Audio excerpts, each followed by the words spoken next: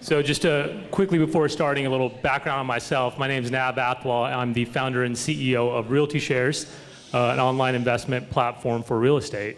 Prior to founding the company, spent about a decade in real estate. Started my career as a broker and then transitioned to real estate law, and spent about 3.5 years prior to founding the company as a real estate attorney in San Francisco, working on mostly institutional projects on behalf of public and private REITs mostly. In 2010, when I graduated from law school, and after spending almost half a decade as a broker, I started looking into real estate investments and buying my own investments. And a lot of great opportunities, most of you know, in that market to buy really great opportunities. The hardest part about getting a deal done in that market was availability of credit and capital. So just going through the motions of trying to raise debt and equity capital, realizing how inefficient the system was really the genesis behind Realty Shares. And our motto and mission is really to create efficiency and access both for investors and real estate capital seekers, sponsors, operators, borrowers, in a way that hasn't existed before. So today I'm here to tell you a little bit about just crowdfunding, marketplace lending, how it's evolved, where it started. So let's start with what is crowdfunding. In 2012, there was a company called Oculus Rift. It raised about $2.5 million from about 9,500 backers from a donation and rewards-based crowdfunding platform called Kickstarter. In exchange for their donations, their dollars pledged, these backers received everything from t-shirts, bragging rights, and in some cases, a now obsolete headset called the Oculus VR. About 1.5 years later, Facebook purchased Oculus Rift for $2.5 billion in stock and cash.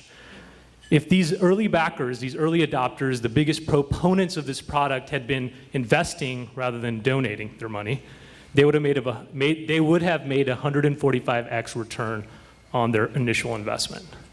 So this sparks some interest. Wow, there's some really great products and companies being funded out there, but there's really no way for the early adopters, the earliest users, and running a startup, you know exactly how passionate those early users are, to participate in the upside of a potential billion-dollar idea. And so what we saw after some of these examples, even before it, was Congress passed into law what we now call the Jobs Act. President Barack Obama signed it on April 5th, 2012. And it was really to allow easier access to capital in a better and newer way to invest in private companies, venture-backed companies, real estate opportunities in a way that hasn't existed, in a way that really hasn't changed since the Great Depression and the Securities Act of 1933.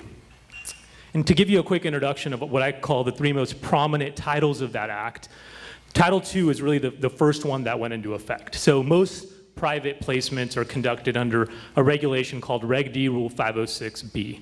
And so, typically if you want to offer your securities to the public, you either go IPO, do an initial public offering, very expensive, very time consuming, really reserved for companies like Facebook and Twitter, companies that have substantial capital and want to sell their stock on a public market. But there are a variety of exemptions, and the most widely used exemption for real estate is 506B. But there's important limitations on what 506B allows you to do. Although it lets you bypass the registration requirements of the 33 Act, it requires you to only sell, mostly with a small exemption, to accredited investors, and I'm sure most of you know what that means, and you cannot publicly advertise or solicit for any investor. Title II was game-changing because it eliminated that second requirement. No longer did you have to keep your offerings private. You can actually publish them on a web page, on Facebook, on Twitter, put them on a billboard, doesn't matter. However you want to get it out there, you could get it out there.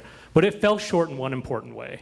It still restricted who could participate to accredited investors only. It didn't broaden the participation, the playing field, to non-accredited investors. So although game-changing in the respect of creating public access or public distribution, it did not change who can invest and partake in the investments. Title III, which just barely passed recently after about 2 years of delay, is what we call the crowdfund exemption. So that's what I think most people, when they talk about the Jobs Act, really are excited to talk about, because this is the exemption that not only lifted the ban on solicitation, meaning you can actually publicly advertise in a limited way Title III offerings, but it also even the playing field. It allowed non-accredited investors to get involved with crowdfunding, with online investing for the first time. The only issue with that exemption is it's not yet in effect. Although the rule was passed, there's a notice and review period, and so we're still waiting. I think it's a couple months out.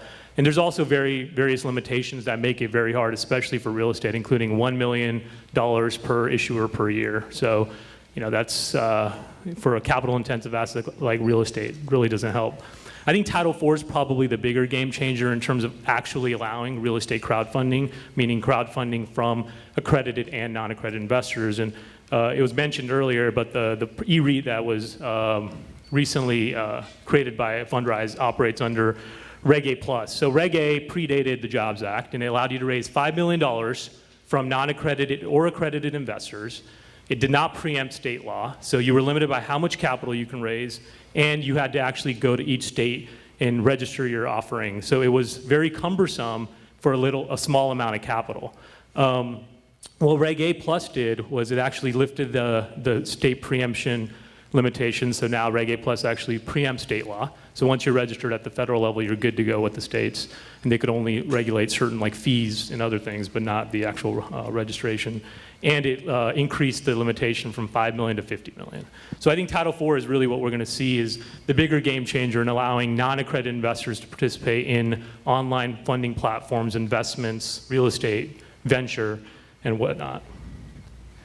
But there's a phenomenon that predated crowdfunding, equity crowdfunding, and the Jobs Act. And I want to talk a little bit about that because it's really changed the way borrowers, lenders, and others interact outside of the traditional banks. Marketplace lending, pioneered by platforms like Lending Club, Prosper, On Deck, Funding Circle. This is a way for borrowers to bypass banks and get capital directly from lenders that participate through the marketplace. It had humble beginnings, P2P, true peer-to-peer, individual lenders lending money to individual borrowers, someone you can identify with, someone you can believe in their cause for. That's really where it got its start. Fast forward 5, 7, 8 years later, the P2P lenders, which is a misnomer now because it's mostly institution to peer borrower, has now originated over 20 billion of loans across the various verticals, student loans, small business, consumer credit.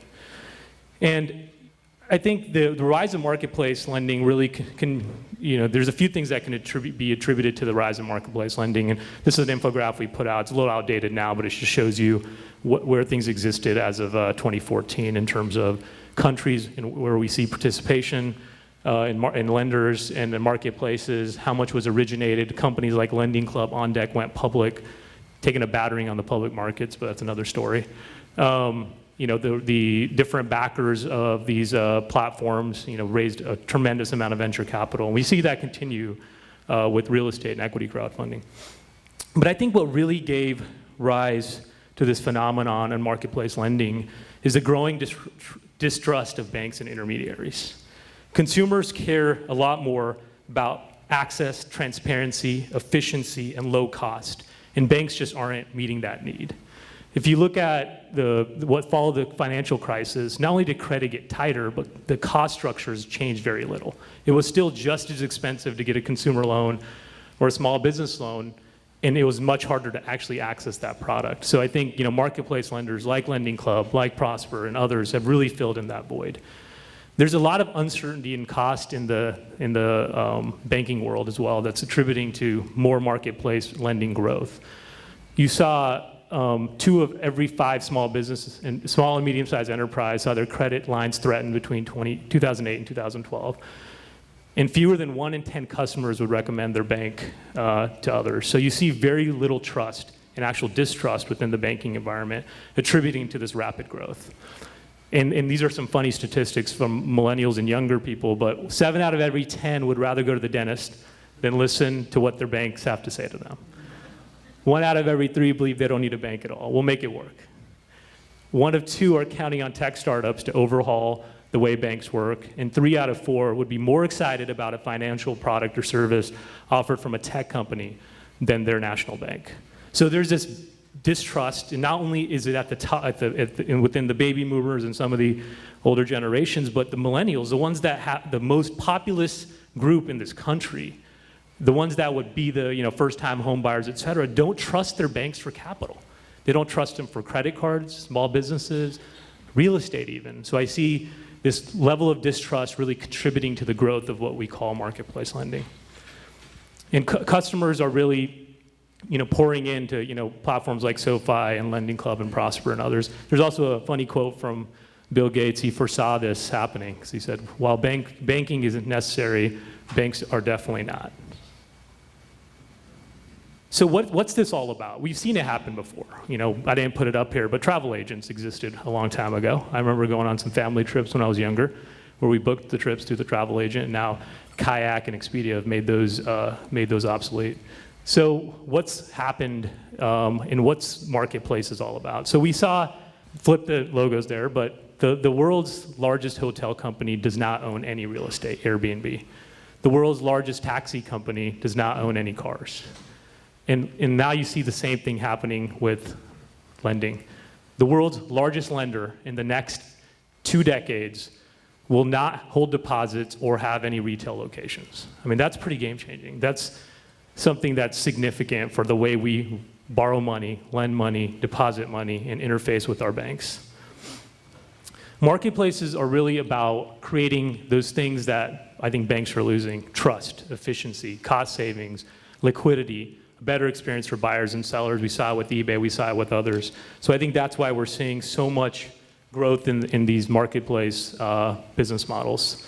And some of the benefits, obviously, lower overhead costs for the marketplace lender. The business means cost savings passed on to the lender, the borrower.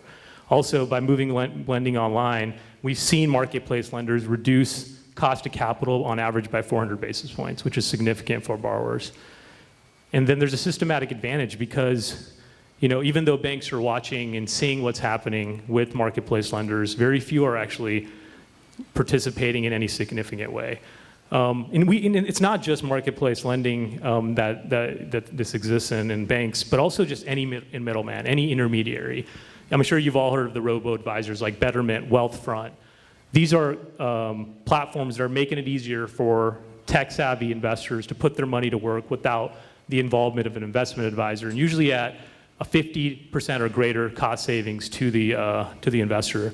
And it's funny, there was about a 6-month period in San Francisco where you saw these billboards around the city, and it said, a new way of investing is coming. And this was after a year and a half after the robo-advisors had launched. A new way to invest your money is coming. And I'm like, whoa, that's cool. I'm gonna pay attention when that goes live. And it was Schwab, basically, coming a year and a half later saying, we're also creating this robo-advisor. So it wasn't new at the time Schwab launched it, but at least they changed their model in a way that they were trying to adapt, trying to get in on the changing environment. We've also seen it with other banks that have now participate through Lending Club, through platforms like Prosper, through platforms like Funding Circle to use their technology, use their distribution to put money to work. So it's not being completely ignored, but it's definitely something that is changing the way the banks work, and I think it's better to pay attention and see how you can work within the new frameworks rather than ignoring it completely. And just to give you some stats, because I think these are earth-shattering stats on Airbnb, Uber, and Lending Club. Uber now has 160,000 drivers, 8 million users, has done over a billion rides, is in 400 cities in 68 countries. Airbnb has 2 million listings, 60 million users, 640,000 hosts, is in 57,000 cities in 192 countries. And then Lending Club has put out $16 billion in consumer and small business loans. They're doing about $3 billion in loans every quarter. And they've done about 1.3 million of loans issued. So you see the potential growth in the marketplace model where you don't have infrastructure, where you don't have inventory, is limitless. And I think we'll see that continue not only across lending, equity crowdfunding is another example. We saw it with Airbnb, we saw it with Uber, we saw it with Expedia, with Kayak. So I think it's a phenomenon that we should all pay attention to. So just quickly summing it all up in terms of where we're seeing verticals develop to not only provide better access for early adopters to products and a way to donate and get rewards, but also across marketplace lending, real estate, and venture investing. So this will just give you a sort of an overview of what's happened. Some of these stats are outdated, but things are changing so quickly it's hard to keep up.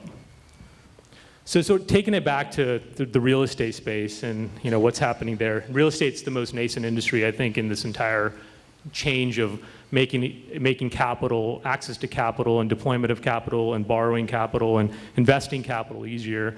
And but I think it's, and it was already mentioned before in some of the other presentation, it's one of the fastest growing. And I think what I'm excited about generally is the adoption that we've seen among our customers, both on the investing side and the borrowing side. And I see a similar sort of outlook for what's happened in the marketplace lending environment happening in real estate, going from individual investors putting capital to work, trying to get access to real estate. Unfortunately, it's accredited investors only today, but that's obviously changing, as you've seen with Title IV and potentially Title III, to a shift to institutional capital. So we've seen hedge funds, we've seen larger private equity funds, we've seen family offices start to participate and really get involved. But for me personally, the mission, when I first set out to create the company, was definitely, and we've seen this thrown around a little bit, but democratize how investing in real estate works. So, I think as the limitations on who can participate, accredited investors, and we see some early pioneers changing that, it's sort of unfortunate because you're limiting most of the general public from participating, and I hope to see that change over the next 6 to 12 months. But even so, I think it's great to see how things are changing and how things are getting more transparent, more efficient, not only in the investing and lending space, but also across so many different industries. So I thank you for letting me be up here and speak, and I don't know if we have time for questions. If not, we can shift it over to Kareem.